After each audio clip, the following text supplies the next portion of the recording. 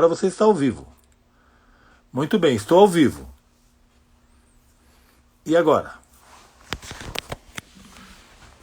Eu tô entrando aí pra ver também. Tá, estou ao vivo aqui agora, tá dizendo. E daí? Mais alguma coisa? Não. Maia, Barista entraram, Paulo, Lucas. Muito bem.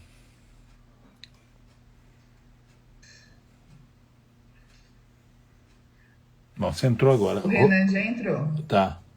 O Então, Rodrigo, perdão. tá. O que eu tenho que fazer agora? Você vai naquelas duas carinhas. Perfeito. RT Features. Adicionar.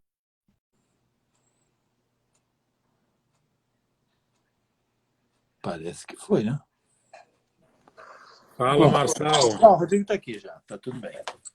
E aí, Marçal? Tudo Como certo, você Rodrigo? tá? Tudo Tudo certo? bem? Tudo em ordem, cara. Como é que vai de pandemia? Cara, calmo. Segurando a onda, vivendo um dia após o outro e encaminhando, que é o que a gente tem que fazer, né? Sim, você está morando no Rio ou em São Paulo? E entre Rio e São Paulo, porque a namorada mora no Rio e a gente tem viajado muito. Eu aluguei uma casa no interior de São Paulo, eu tenho ido muito para lá. Aonde é que qual interior? São Francisco Xavier. Ah, que legal, adoro aquela região. Que Então, legal.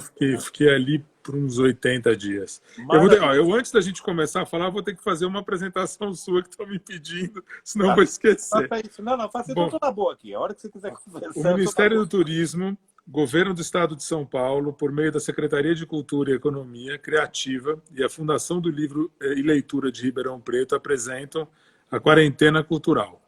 Esse projeto tem como objetivo principal promover as ações e atividades culturais nas plataformas digitais da Fundação. São ações totalmente gratuitas e acessíveis à população de qualquer localidade. Outra proposta é incentivar a todos a ficarem em casa durante a quarentena prevista por órgãos competentes. Agradecemos a todos os parceiros e patrocinadores que apoiam o projeto diretamente e também através das leis de incentivo PROAC, Programa de Ação Cultural, e a LIC, Lei de Incentivo à Cultura. E agora eu vou te apresentar, Marçal. Vamos lá. Vai vir uma apresentação, apesar de eu te conhecer. Marçal Aquino nasceu em Amparo, no interior paulista, em 1958. É escritor, jornalista e roteirista de cinema e televisão. Publicou, entre outros livros, o romance Eu Receberia as Piores Notícias dos Seus Lindos Lábios e O Invasor, entre muitos outros trabalhos. E aí, Marçal, agora que eu estou tendo que te apresentar, fazer Muito uma bom. Quem formalidade para diria, quem... hein? Quem diria, Rodrigo? Lembrando de velhos tempos, hein? Lembrando de velhos Não tempos. é, Para quem cara? não sabe, a gente é amigo e se conhece, eu e É muito... Marçal, a gente tem uma relação de 20 anos ou 22 anos. Eu conheci Achei o que... Marçal Achei por que... aí já, Marçal. Faz. Olha, a gente trabalhou no. Eu comprei os direitos do Cabeça Prêmio há 18 anos atrás.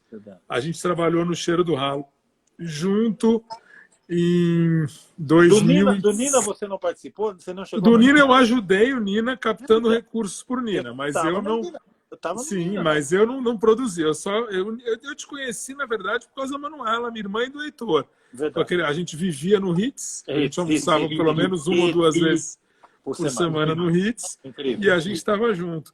E aí, hoje eu fico feliz porque o primeiro prêmio de roteiro com trabalho que eu produzi e recebeu foi uma adaptação sua, que a gente vai falar aqui, que é O Cheiro do Ralo. Um dos primeiros direitos de livro que eu adquiri como produtor foi um livro teu, Cabeça Prêmio, Verdade. que foi dirigido pelo Marco Rica. E a gente também vai falar de uma adaptação sua, de uma obra sua, que você adaptou com Bonassi, que é O Invasor, que eu acho que é um dos Eu não grandes... adaptei com o Bonassi, não. Eu Não? adaptei só com o Beto. O Bonassi não participa. Então tá. Então deram um crédito errado, eu não Não, sabia. mas é uma história. É bom você falar porque é uma história completamente singular. Porque Tá. você conhece, né, o processo. Havia metade, um terço do livro, coisa parecida, e a gente partiu para o roteiro e depois eu voltei para o livro. Então é curiosa essa aventura com o Invasor, que eu espero não repetir, porque foi muito difícil.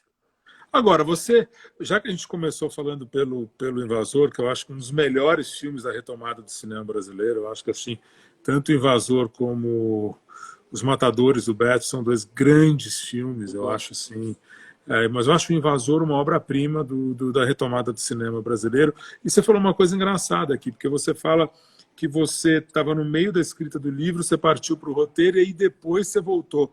O quanto o filme mudou o que você ia fazer do livro? O que aconteceu? Porque isso é uma coisa inédita, né? Como é que foi essa mudança? Eu não ia fazer mais o livro, né? Quando o Beto se interessou, porque no primeiro momento o Beto não se interessou. O Beto tinha acabado de rodar o Ação entre Amigos e eu tinha começado a escrever o Invasor. Eu estava escrevendo o Invasor e o Beto me perguntou o que eu estava fazendo. Eu contei e ele ficou um pouco assustado com a história, porque era um comentário moral sobre uma certa elite paulistana, meio metida com o crime. Tem essa leitura também no Invasor. E daí o que aconteceu foi o seguinte: um dia ele esteve em casa, eu li para ele o que havia do material, e ele disse, vamos fazer um filme. Então eu parei o livro.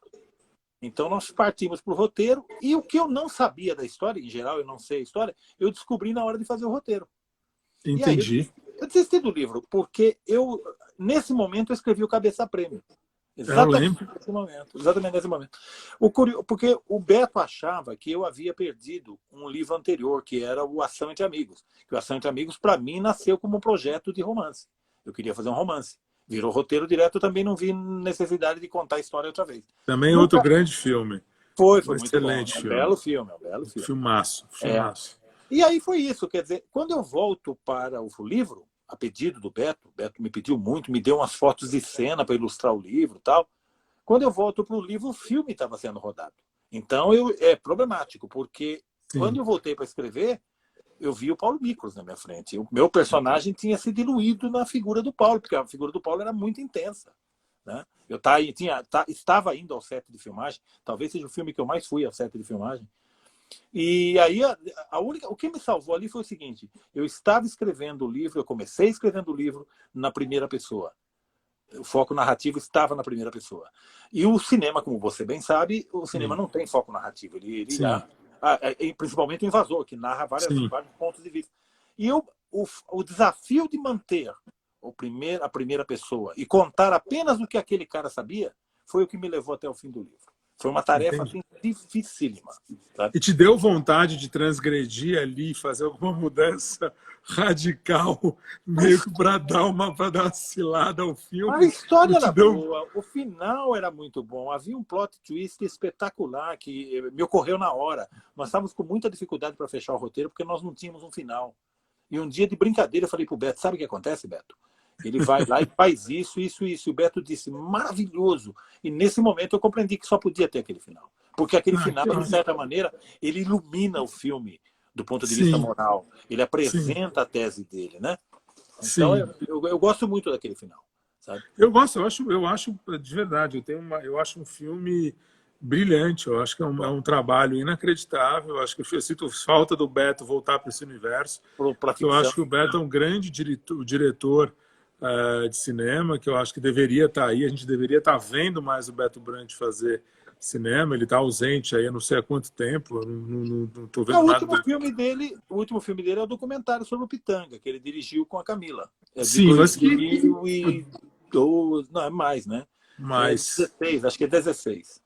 Mesmo assim, 4 anos para um cara com o perfil do Beto já faz falta, né? Vai ser 5, né? Porque estamos chegando em 2021, então eu também acho. É um cara que não deveria estar ausente assim.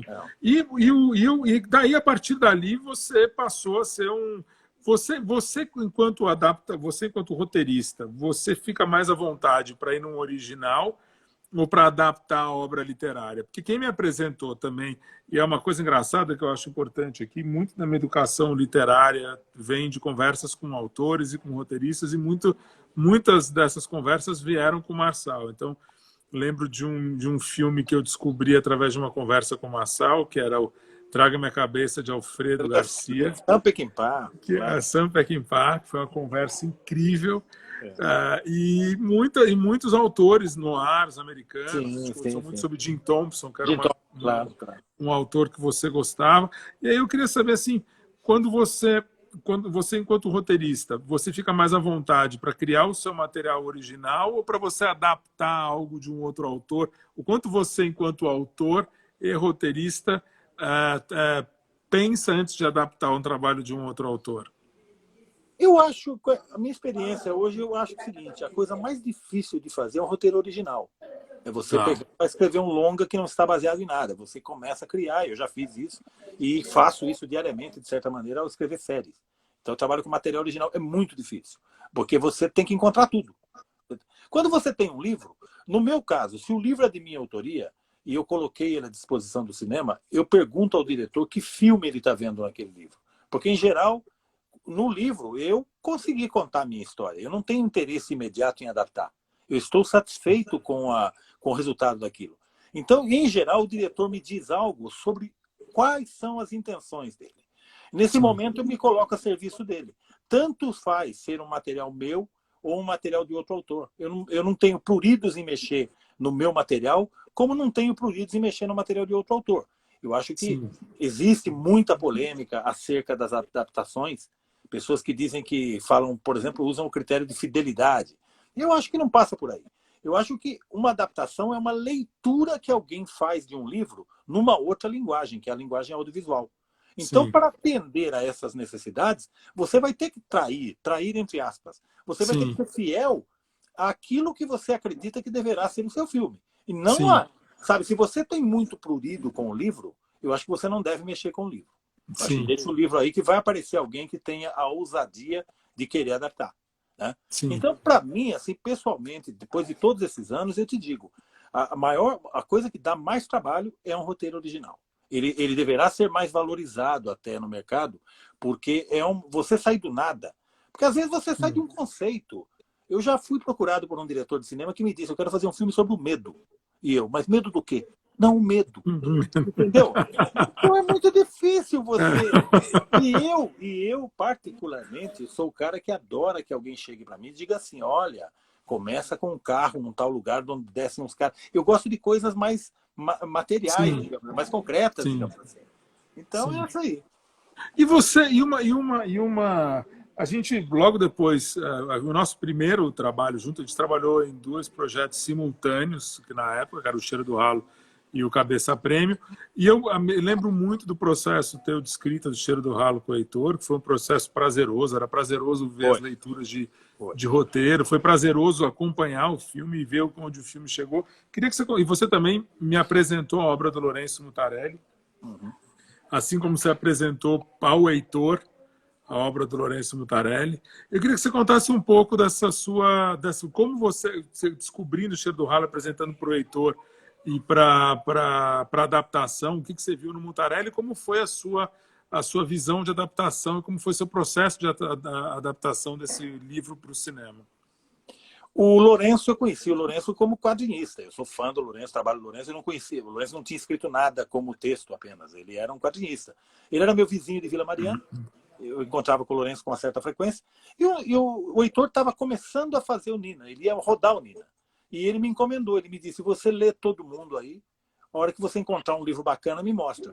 Por coincidência, eu entrei na Livraria Cultura, na ocasião, e vi o Cheiro do Ralo, que era uma capa pavorosa, né? Era um negócio horroroso. A edição era um horror. A edição era um horror. A edição era um horror. E o texto era tão forte que eu me peguei lendo em pé na livraria, que é uma coisa muito rara. Eu fiquei lendo páginas e páginas. Aquilo me capturou de tal maneira que no metrô de volta para casa eu falei, esse é o livro que o Heitor está procurando. À noite eu liguei para o Heitor e disse, Heitor, eu não terminei de ler ainda, mas eu encontrei um livro interessante, que é o do Lourenço. Expliquei quem era o Lourenço. E nós marcamos de almoçar no Ritz no dia seguinte, eu e o Heitor. Né? E quando eu cheguei, o Heitor não só já tinha comprado um exemplar, como já estava todo anotado com canetinha vermelha, canetinha verde. Ou seja, o Heitor dentro daquela... Né? O Heitor loucura. Você sabe como é, né? O Heitor já estava adaptando o livro. E, rigorosamente falando, foi um livro muito prazeroso de adaptar, porque, por conta das qualidades do texto, evidentemente. O Lourenço, por ser um quadrinista, os diálogos dele são impecáveis. Essa era uma pergunta. O quanto você manteve dos diálogos e o quanto você trabalhou? Você trabalhava as cenas e os diálogos você deixava? Foi fácil, porque o Heitor também tinha claro na cabeça o que ele não queria. As canetinhas tinham cores para valer. O vermelho é o que ele não queria. O verde estava pronto, era só botar na linguagem de roteiro. E o amarelo merecia um pouco de trabalho. Foi, na verdade, 12 dias nós botamos a primeira versão do roteiro em pé. Eu lembro, foi uma coisa absurda. Eu lembro bem disso. Sabe? Foi muito Eu bom de lembro. fazer. Agora, vamos para o processo em si. Teve uma dificuldade muito grande em captar dinheiro, em conseguir dinheiro. Pô, foi um horror. Eu lembro. Né? Eu acho hoje. A dificuldade, me lembro que tinha uma dificuldade com o nome. O nome era um horror. Né? No cheiro. Horror.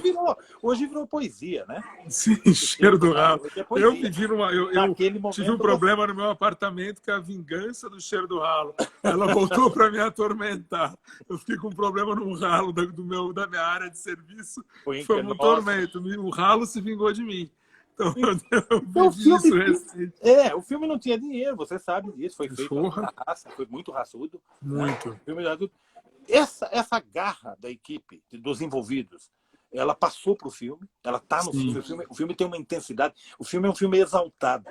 É um filme exaltado. Eu acho que é um filme exaltado. O Selton, talvez seja o grande papel do Selton, entre os grandes. Eu acho que, inclusive, tem que se dar o crédito correto, que você trouxe o Selton para esse filme, porque a nossa primeira escolha chamava-se Matheus Nastergalli. Eu sei, mas... Que seria o Matheus. E é um filme curioso. Completamente diferente. Outro filme. Ia ser um drama pesado, foi uma comédia de humor negro com o Selton. Sim, você vê como às vezes a gente está enganado sobre certas coisas. Eu era muito impactado pelo livro. E eu li o livro várias vezes, eu conhecia muitos diálogos e tal. E o Heitor, às vésperas da adaptação, me perguntou o seguinte: como é que se eu fosse adaptar aquilo lá, o que eu faria? E eu achava que deveria ser mantida a contundência do texto. E que ia fazer um filme polonês, nós íamos fazer um filme preto e branco, violento e agressivo e né, quase mesquinho. E essa luminosidade, esse lado pop que o Heitor atribuiu, é muito do Heitor isso, né, ao filme, foi um achado. Eu jamais imaginaria porque não é uma comédia.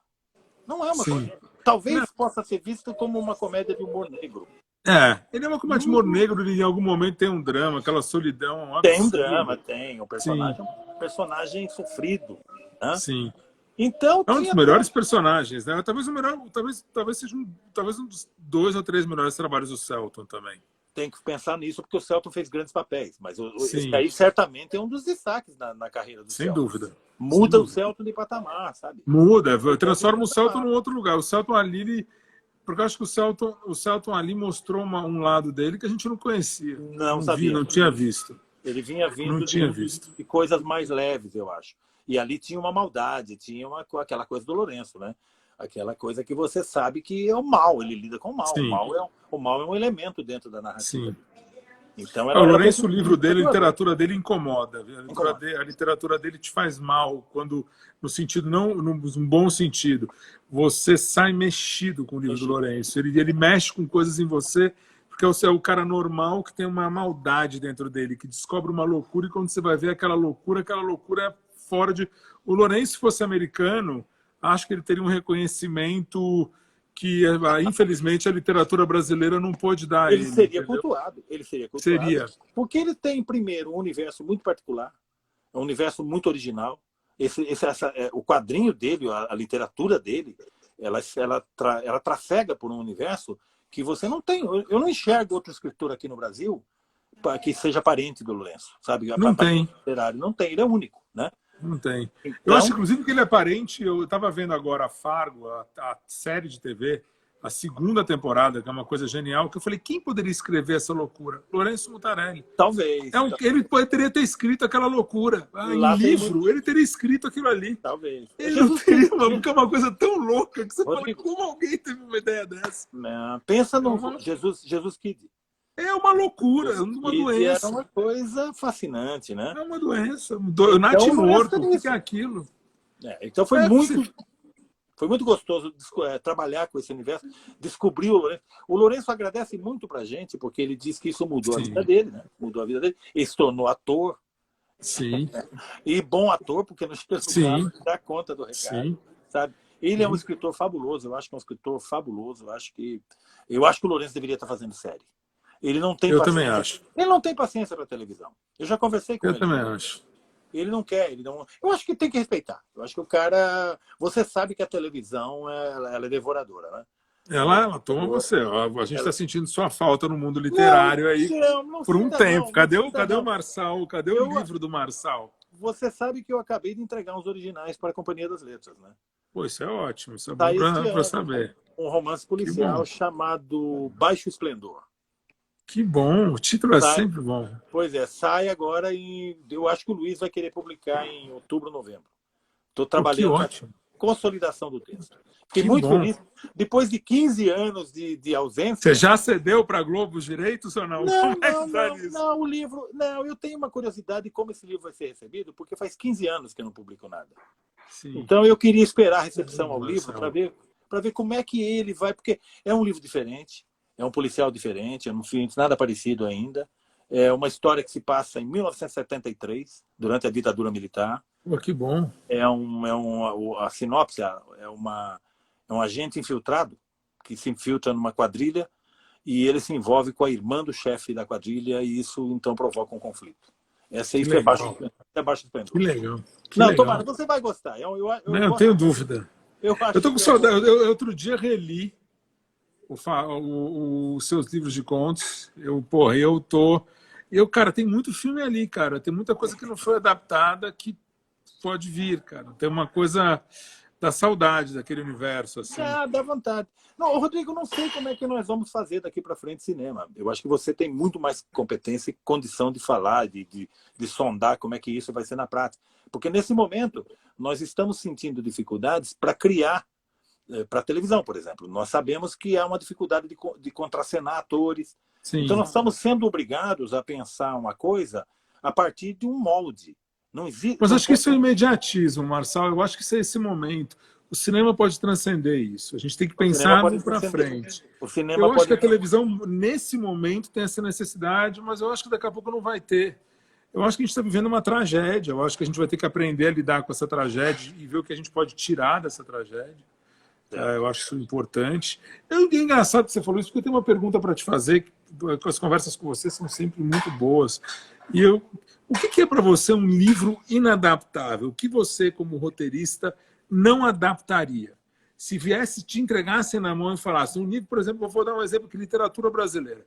Uma coisa que eventualmente alguém adapte, mas que você, por respeito, não adaptaria, ou porque você fala, cara, eu não quero arriscar. O que você não adaptaria da literatura brasileira, ou por ser difícil, ou por respeito? Por respeito, eu acho complicado, porque eu acho que respeito não. Eu adoro a ideia de que você pode transcender o campo literário para uma outra linguagem. Agora, tem livros que eles são livros com os quais você deve lidar com seriedade. Por exemplo, se você recebe a incumbência de adaptar 100 anos de solidão, você sabe que você tem na mão você vai ter milhares de pares de olhos sobre você, sobre o seu trabalho, sabe? E eu penso aqui no Brasil, por exemplo, sobre a Angústia do Graciliano. A gente conversou sobre isso. A gente já conversou muito sobre isso. A Angústia é um livro, talvez seja o livro não sei se é o livro do Graciliano que eu mais gosto, porque eu gosto muito de São Bernardo também. É maravilhoso. Eu gosto muito do Graciliano como um todo. Eu não poderia... Preferência é preferência. Pode ser que semana que vem eu goste de outra coisa. Mas Angústia é um grande livro. É o Graciliano, assim, numa potência que ele mesmo poucas vezes alcançou, porque é dentro, é um mergulho para dentro. Esse é o problema de um eventual roteiro. Sim. O eventual roteiro teria dois problemas para lidar. O primeiro deles é o mergulho que o personagem realiza para dentro. E o segundo problema que eu vejo que é grave, porque a beleza dessa literatura também está ligada ao cenário. É Maceió nos anos 30. 30, sim. Sim. Então, se você não fizer não dá para tomar essa liberdade de trazer para hoje, para os dias de hoje. É complicado. Porque você vai quebrar, a relação entre as pessoas também não será a mesma. E você lembra que a relação entre os personagens é muito importante. O meu medo, ao pensar em Angústia, é que alguém se sinta tentado a fazer a adaptação. Acredito que não aconteceria, mas a pessoa pode querer contar a trama. E a trama ela é uma mera fofoca sexual. Sim, sim. Não passa disso. A grandeza do livro está em outro lugar. Esse outro lugar é que o cinema teria que buscar para estar à altura da leitura pretendida. Então existem livros, eu não diria inadaptáveis.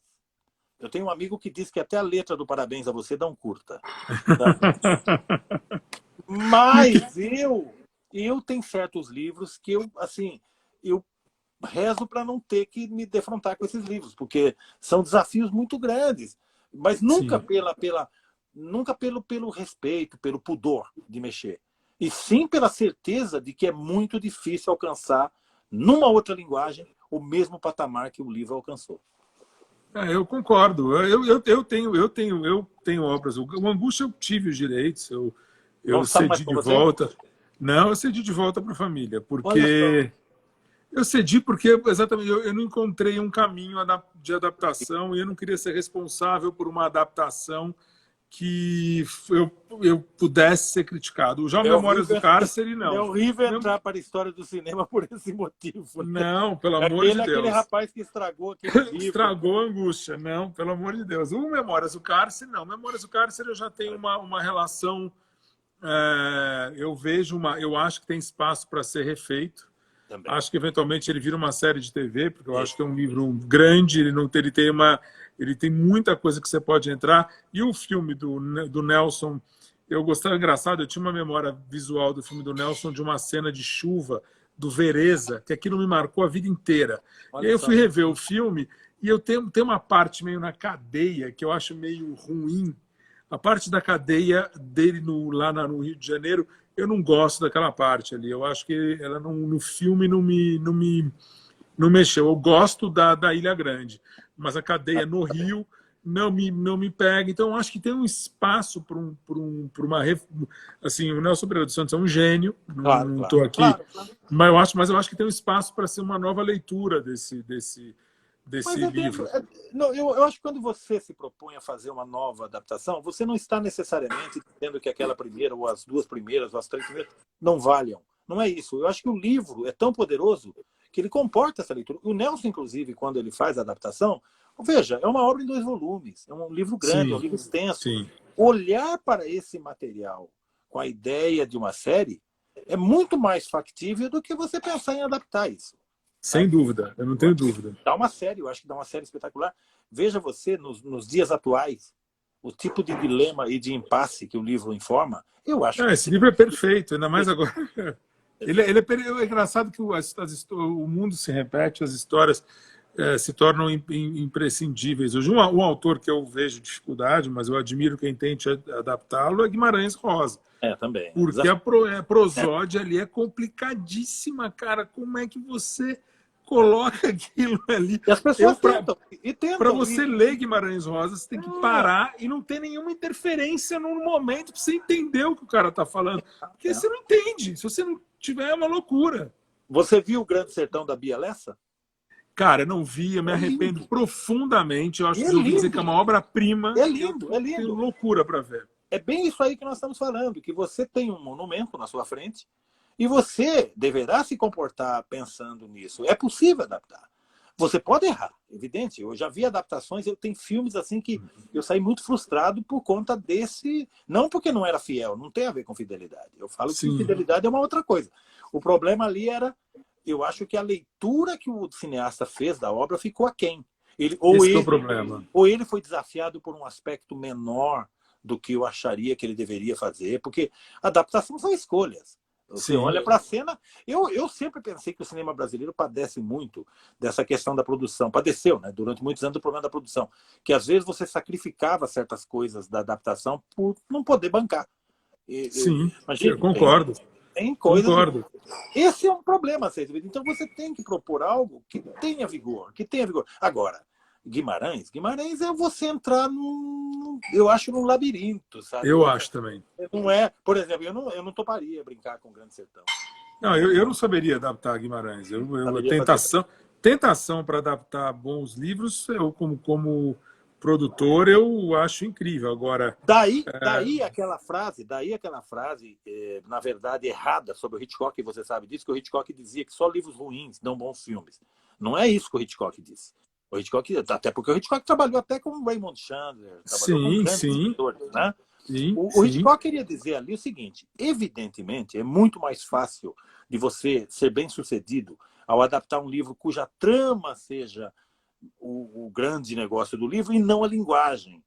A possibilidade de você se enrolar num emaranhado, num cipoal, do qual você não sai com vida. Quando você lida com um livro de linguagem, É disso que nós estamos falando. Não Não, é é uma loucura. a aventura é fácil de adaptar. É uma questão de escolher bem, ponto final. Eu padeci desse problema. Eu tive os direitos durante alguns anos de Bolanho.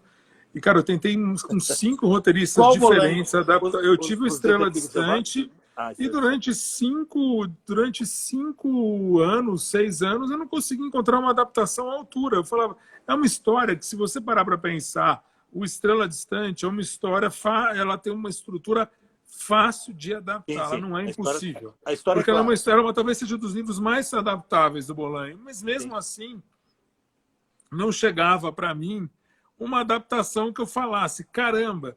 E é engraçado porque nessa pandemia eu reli Moby Dick. Eu tinha lido Moby Dick no início da minha vida adulta e fiquei 24 anos sem olhar para esse livro. E fui reler Moby Dick com 43 anos que eu tenho hoje. E Marçal é um folhetim brilhante.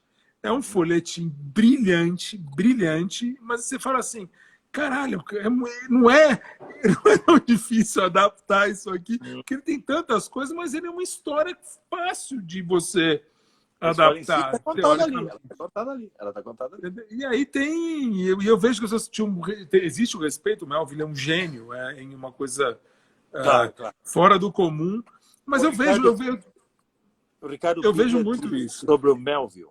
O Ricardo Pigler diz assim, nos diários dele, ele diz assim, a coisa mais difícil para um escritor é tirar o personagem de dentro de casa. E o Melville faz eles darem a volta ao mundo numa baleeira.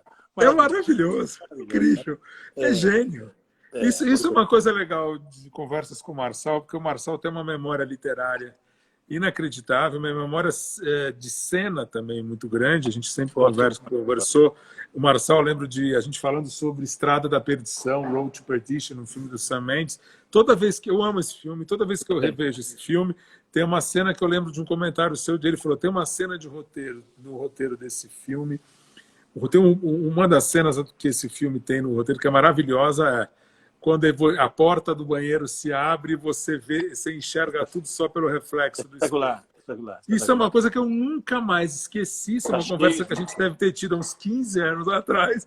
Mas e toda vez que eu vejo um filme, que tem uma relação com o espelho, eu lembro de você.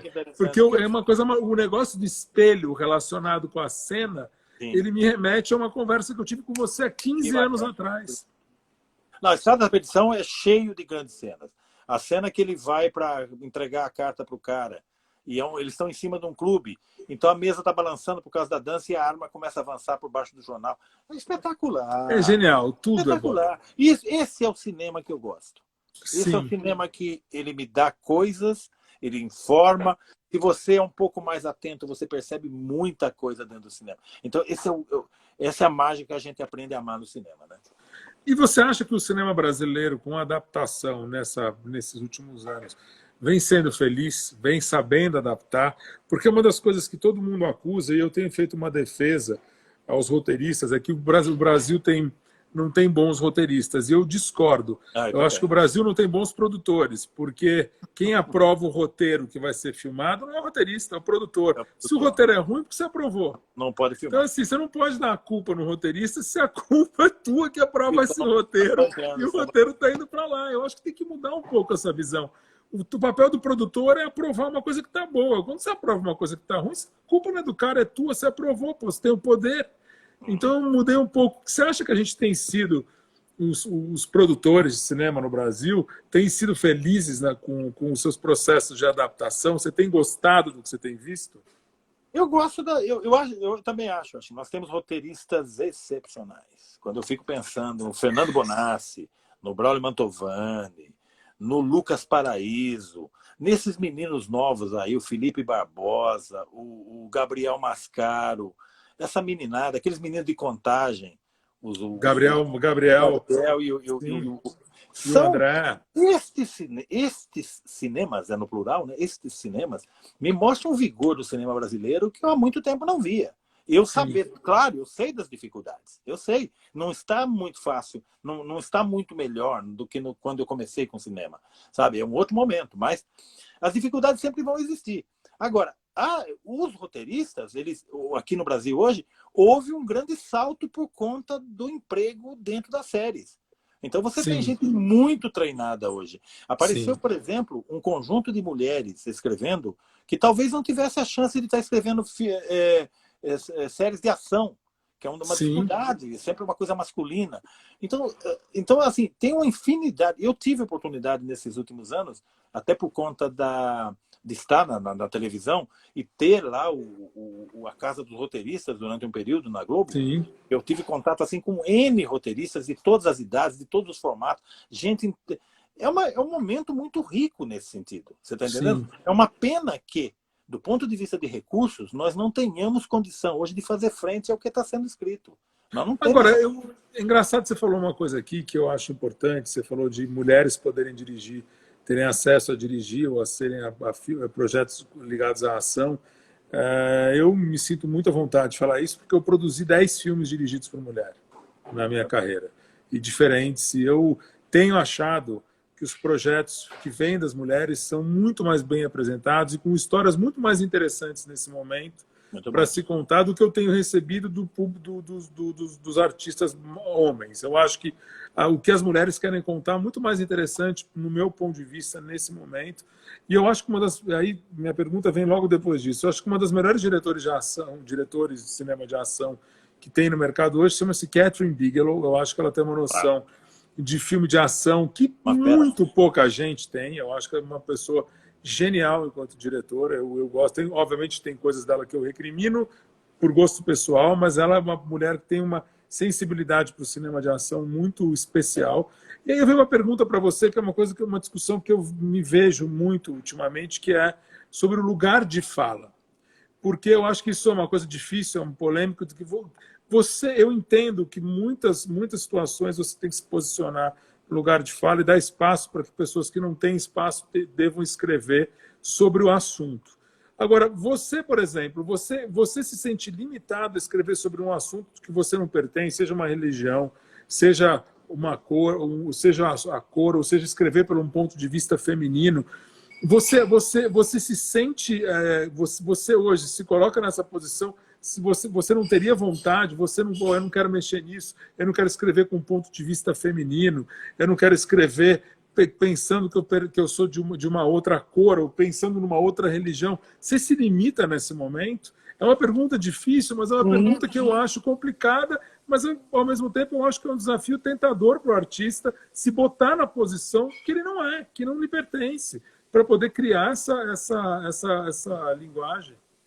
Eu trabalho com liberdade. Eu acabei de escrever um livro que é um universo masculino. Eu sei, uma amiga minha feminista leu, teceu considerações, apesar de eu estar falando de uma época também, tudo certo. Mas eu vou responder para você de uma seguinte maneira. Eu trabalhei 6 anos num romance histórico, que eu adorava, eu amava de paixão. Como eu demorei para escrever o livro, num certo momento faltava apenas o capítulo final. Eu fui reler o material e eu entendi que aquele material não podia ser publicado, porque ia ferir esse tipo de código desse momento, digamos assim. O livro não ia ser entendido, ele não era um livro ofensivo, de jeito nenhum. Não é o formato do que eu escrevo. Mas eu tive a sensação, ao reler o material de 6 anos de trabalho, é um livro de 300 páginas, ele está quase pronto. Ele está quase pronto.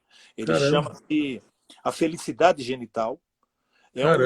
É um drama histórico erótico que, quando eu li, eu entendi que eu não poderia publicá-lo porque eu teria que gastar um tempo muito grande dando explicações. Então, eu não me furtei ao ato de escrever, mas eu tive que parar e considerar qual era o resultado daquilo ali. E naquele momento me pareceu que a melhor coisa daquele material era deixar aquele material de lado e partir para outro livro.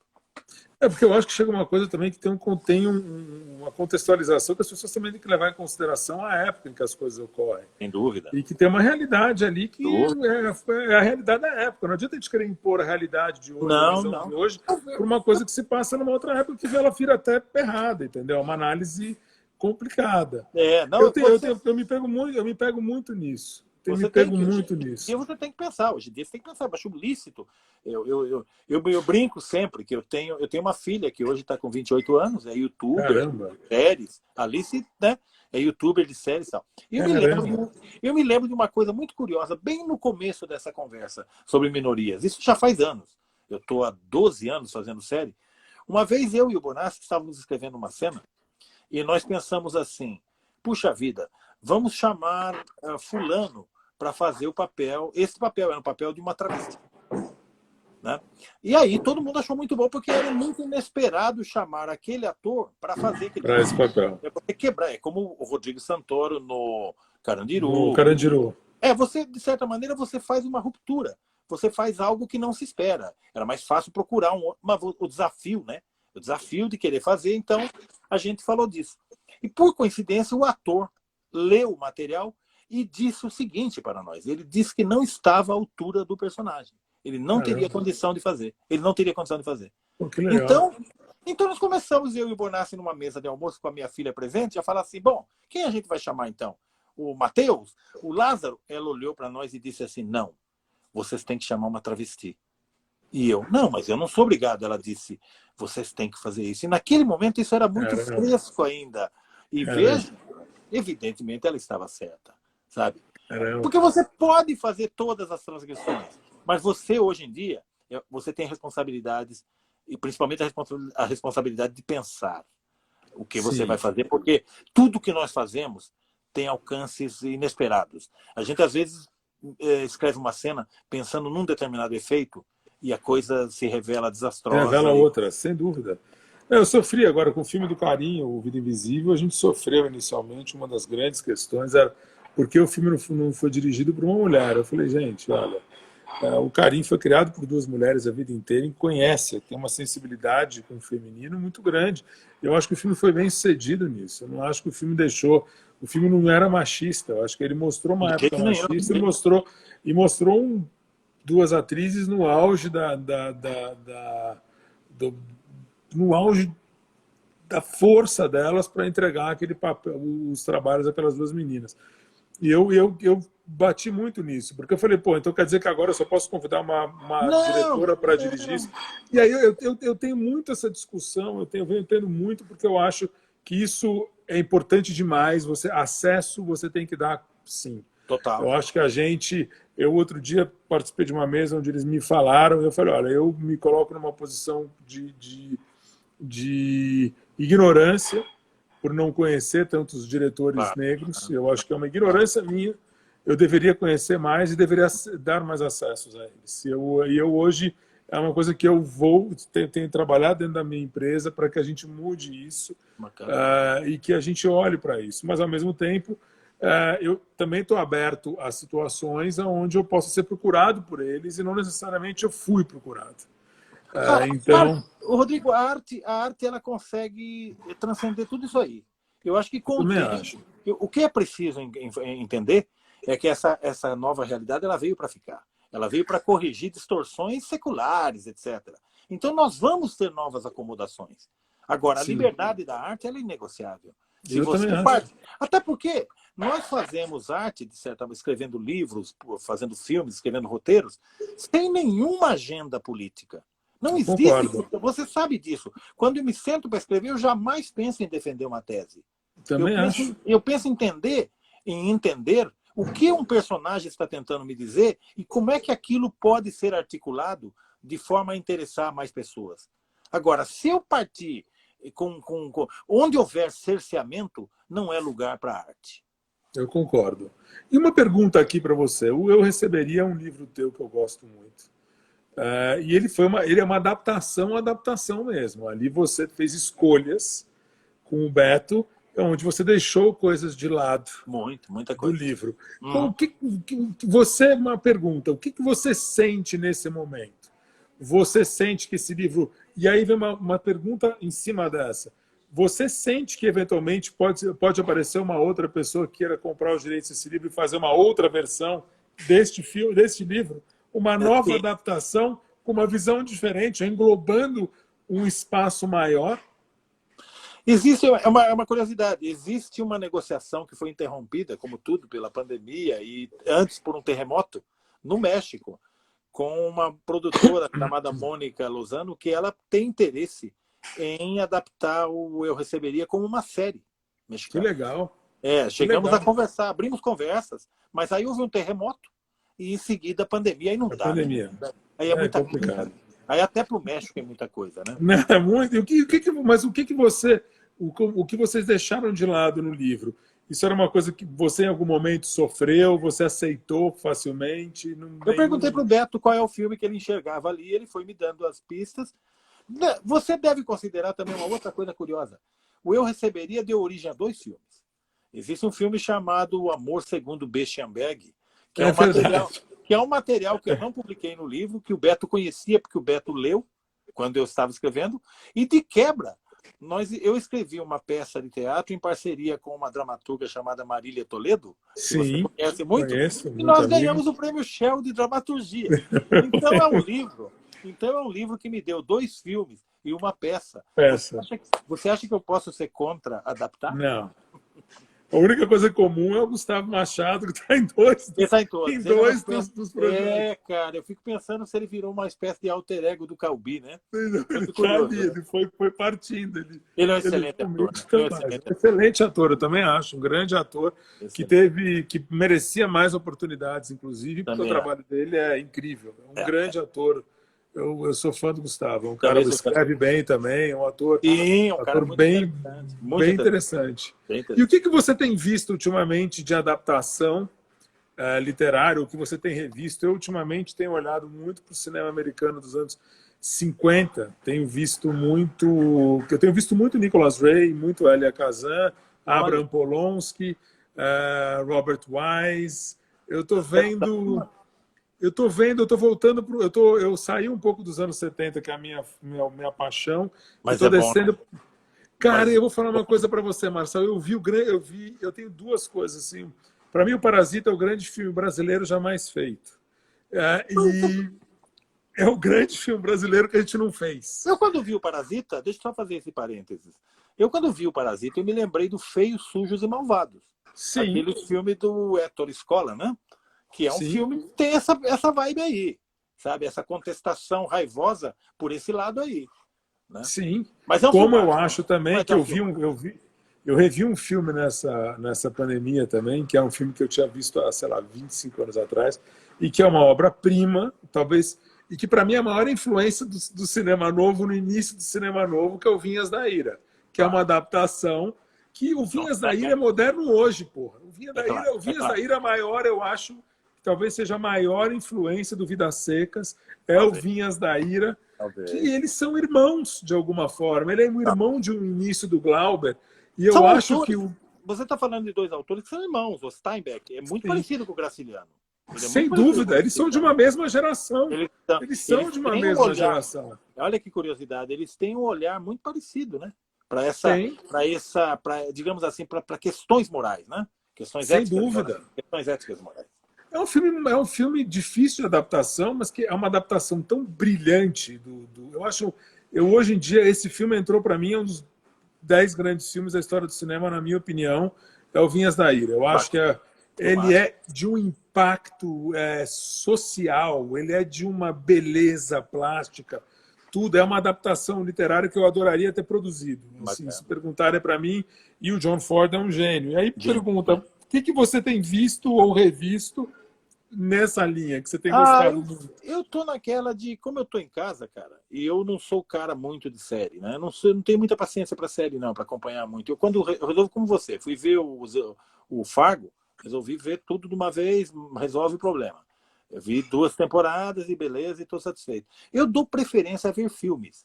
Eu tenho a mesma coisa. Eu gosto mais. Eu acho que, sei lá, é uma coisa pessoal, não tem nada. Eu escrevo séries, né?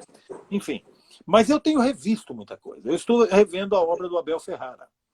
Maravilhoso. Virou meu amigo, né? Sou amigo do Abel. Sim, escreveu uma mensagem durante a pandemia aqui, escreveu uma mensagem, está com um projeto mais louco do que nunca. Ele é um gênio. O Abel Ferrara é um gênio, porque é o seguinte, ele é visto, às vezes, de uma forma um tanto quanto limitante. Um diretor de filmes polêmicos ou filmes violentos. E eu fico pensando assim, já dá para olhar a carreira dele como uma obra. A obra dele tem um corpo já. Sim, então, ele foi crescendo, ele foi mudando, ele foi amadurecendo. Porque tem o Abel Ferrara doido e tem o Abel Ferrara sóbrio, que é o Abel Ferrara atual. Eu me lembro de ter encontrado com ele uma vez, o Beto encontrou com ele num festival, ele estava acompanhado pela enfermeira, para você ter ideia. Mas ele é um gênio. Ontem eu revi Os Chefões, The Funeral. Eu amo The Que é Funeral. um filmaço. Que é um A filmaço. cena do irmão do Sean Penn cantando. É o Chris Penn. O que é aquela cena? O que é esse filme? Esse filme é um filme inteiro que você fala, quem fez isso com Vincent Gallo, Christopher Walken? É uma obra-prima esse filme. É uma coisa. Aí tem O Rei de Nova York, que alguém está citando, que também eu revi, é espetacular. É o Christopher Walken também. É uma relação de um branco traficando droga no mundo dos negros. É muito curioso como é. Tem ainda o Vício Frenético, que é absolutamente uma coisa alucinada. O Harvey Keitel, alucinado nesse filme. Um dos maiores... Eu conheci o Abel Ferrara com o Harvey Keitel juntos. Que maravilha. Num festival de Locarno, que eu era júri, e a gente foi jantar os três. Foi uma loucura, uma loucura. E veja, o filme é tão incrível, o Vício Frenético, que deu origem a um remake feito pelo Herzog. Sim, que eu não gosto tanto, que é o Nicolas Cage. Agora é charmosíssimo aquilo. Sim. Sabe? É charmosíssimo. Então, aí depois, eu só queria continuar. O cara consegue fazer um filme como aquele Pasolini.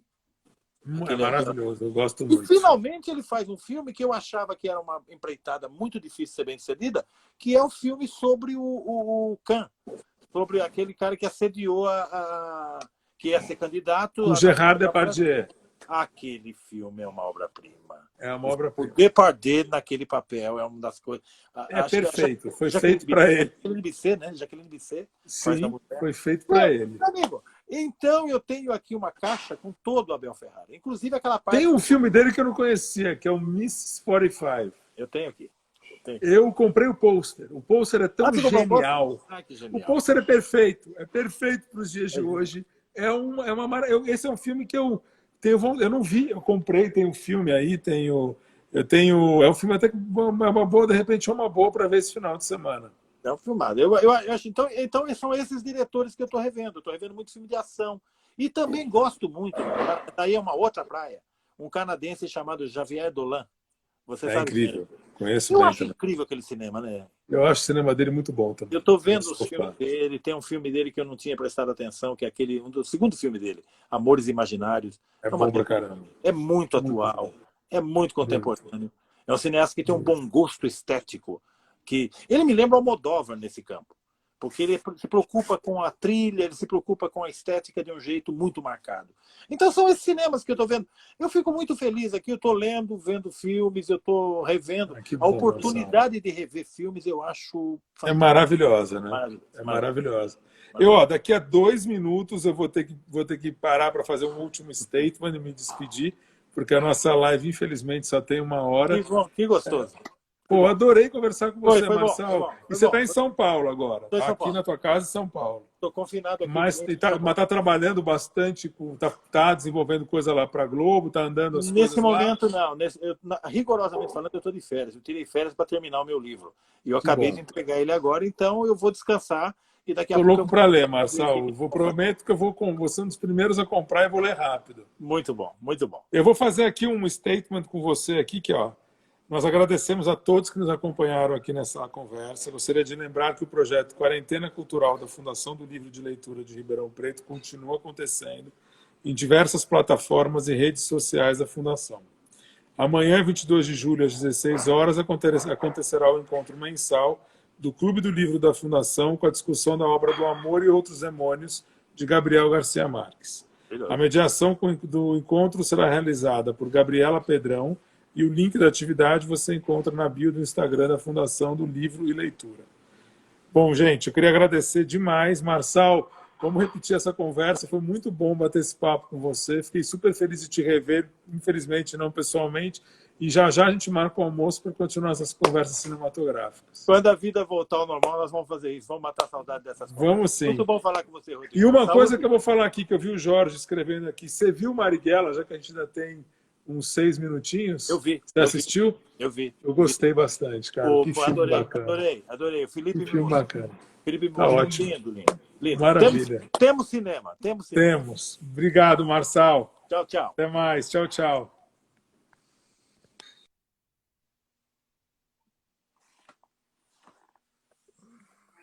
Agora chegou a hora. Eu vou encerrar aqui, é isso? Isso. Encerrar. Encerrar agora? Isso.